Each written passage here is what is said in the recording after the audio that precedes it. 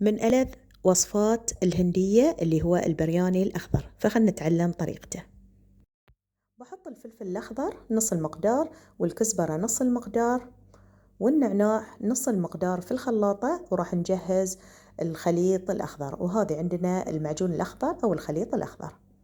ناخذ الصفرية وراح نسخن الزيت، بضيف على الزيت البصل مقطع شرائح كلش خفيفة، وراح استمر في التحريك لما يتغير لونه إلى اللون الذهبي أو البني الفاتح. من يتغير لونه راح نشيله ونخليه على صوب.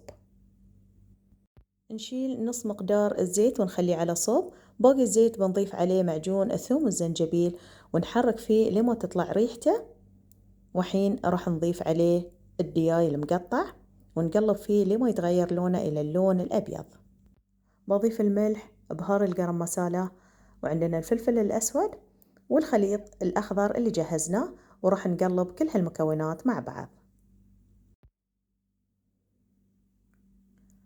بضيف عليه البصل المقلي اللي شلته، طبعا نص المقدار، وجزء من النعناع والكزبرة، وعندنا الفلفل الأخضر الحار، طبعا هالشي اختياري.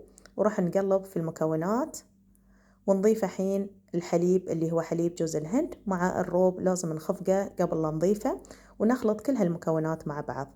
راح أغطيه وأقصر على النار وبخليه لمدة 30 دقيقة.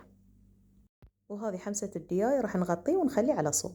نجهز الحين الرز. فأول شي راح نغلي الماء ونضيف البهارات الصحيحة والملح، وراح نضيف شوي من البصل، شوي من الكزبرة، وشي بسيط من النعناع، وآخر شي راح نضيف العيش. نطبخه لما تمدد عندنا حبة العيش تقريبا 85%، وبعدين نشخله. حطيت في الصفرية جزء من العيش، وحطيت البصل والكزبرة والنعناع، وراح نضيف حين الطبقة الثانية اللي هي طبقة حمسة الدياي، وآخر طبقة من العيش.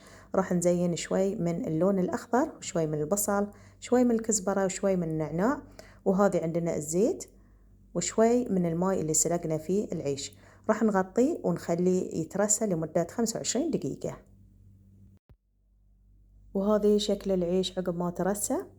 راح ننشب الحين العيش في صحن التقديم،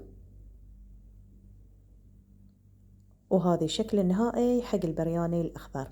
أتمنى أن أنتوا تجربون الطريقة وتعطوني رأيكم.